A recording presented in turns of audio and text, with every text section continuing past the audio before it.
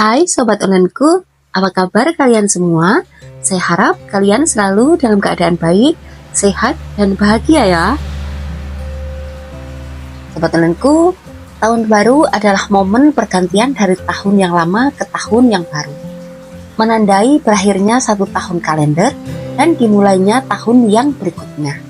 Perayaan tahun baru seringkali dipandang sebagai waktu untuk merenungkan pencapaian dan pengalaman di tahun yang telah lewat, serta menetapkan resolusi atau harapan untuk tahun yang akan datang.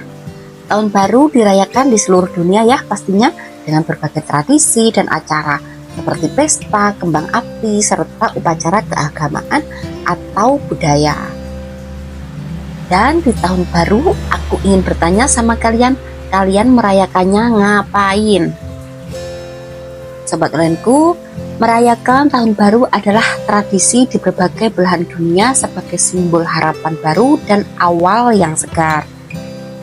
Dan biasanya perayaan tahun baru diisi dengan berbagai kegiatan seperti berkumpul bersama keluarga dan teman, menikmati makan malam bersama, pesta kembang api, konser, atau kegiatan khusus yang penuh sukacita.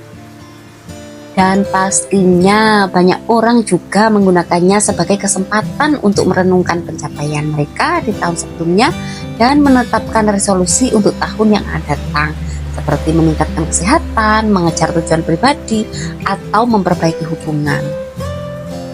Sobat Onlineku, video kali ini kita ngobrol santai saja ya, nggak membahas apa-apa. Cuma bahas tahun baru aja, soalnya lagi momennya tahun baru kan. Semalaman pasti kalian banyak yang begadang ya.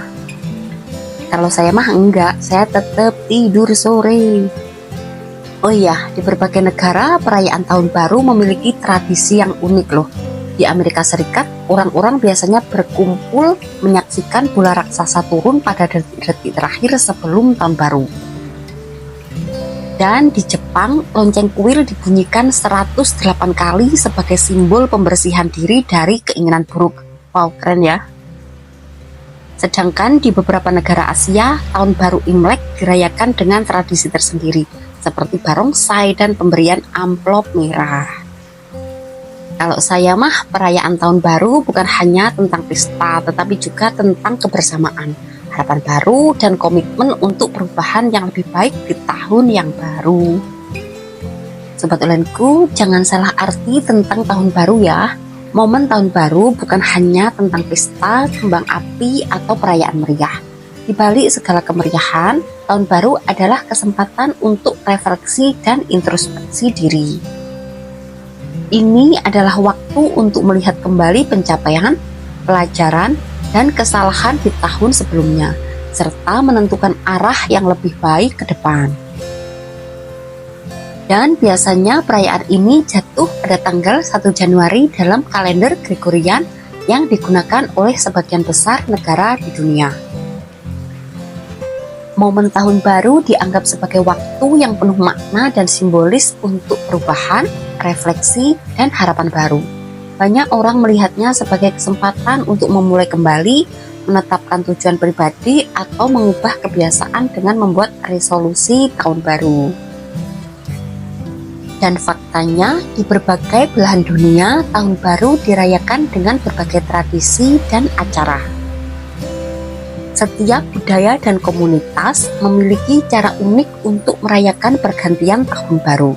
Namun secara umum, tahun baru melambangkan harapan, kebersamaan, dan awal baru bagi semua orang. Sobat Onlineku, ingat ya, tahun baru dapat menjadi simbol awal yang baru. Tapi perubahan sejati membutuhkan komitmen dan usaha yang berkelanjutan, bukan hanya niat sesaat ya.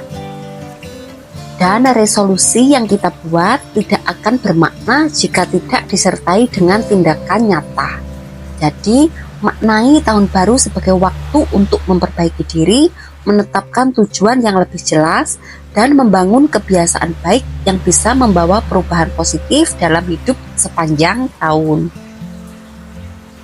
Setiap acara atau peringatan yang ada di dunia ini tentu memiliki kisah masing-masing di baliknya. Sobat Ulenku, tahukah kamu tahun baru yang bertepatan dengan tanggal 1 Januari memiliki sejarah yang panjang loh. Di beberapa abad lalu, pergantian tahun baru ternyata dirayakan di bulan Maret di beberapa negara. Terkhusus perayaan tahun baru 1 Januari, untuk menilik kisahnya kita mesti kembali ke zaman Kekaisaran Romawi. Lantas bagaimana sejarah dan asal-usul penetapannya? Kita kupas sedikit saja ya. Dalam kepercayaan tradisi bangsa Romawi, Januari dinamai Janus yang bermakna dewa segala permulaan Romawi. Sedangkan Maret dinamai Mars yang dianggap merayakan dewa perang. Dan tahun 46 sebelum Masehi, salah satu kaisar Romawi yang terkenal yaitu Julius Caesar memutuskan untuk mengadakan perubahan. Perubahan itu dikarenakan kalender yang selama itu digunakan terlihat tidak sinkron dengan matahari.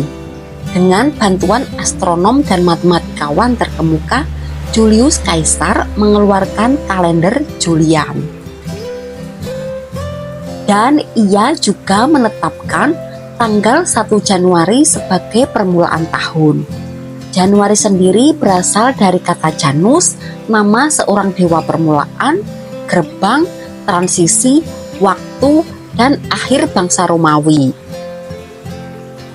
Sobat Ulenku, di sisi lain, kalender Julian yang telah tersebar luas dan mulai diadopsi oleh banyak orang, ternyata memerlukan beberapa tambahan karena terdapat kesalahan mengenai tahun kabisat.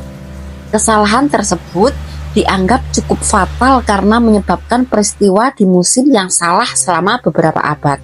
Salah satunya juga kesalahan dalam penentuan tanggal Paskah.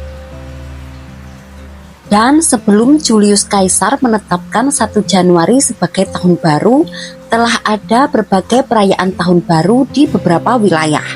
Penentuan tanggal perayaannya pun mengacu pada peristiwa penting bagi masing-masing wilayah. Dan tahun baru Imlek pertama kali dirayakan pada zaman dinasti Han. Kala itu masyarakat Cina melakukan ritual pengorbanan untuk menghormati dewa dan para leluhur yang telah pergi mendahului. Sobat Ulenku, demikianlah info singkat sejarah dan asal-usul tahun baru 1 Januari. Oke, sekian dulu untuk video kali ini. Maaf ya kalau banyak kekurangan. Semoga bermanfaat, mengedukasi, serta selalu menginspirasi kamu untuk menjadi pribadi yang lebih baik lagi setiap harinya. Sampai jumpa pada video berikutnya. Bye!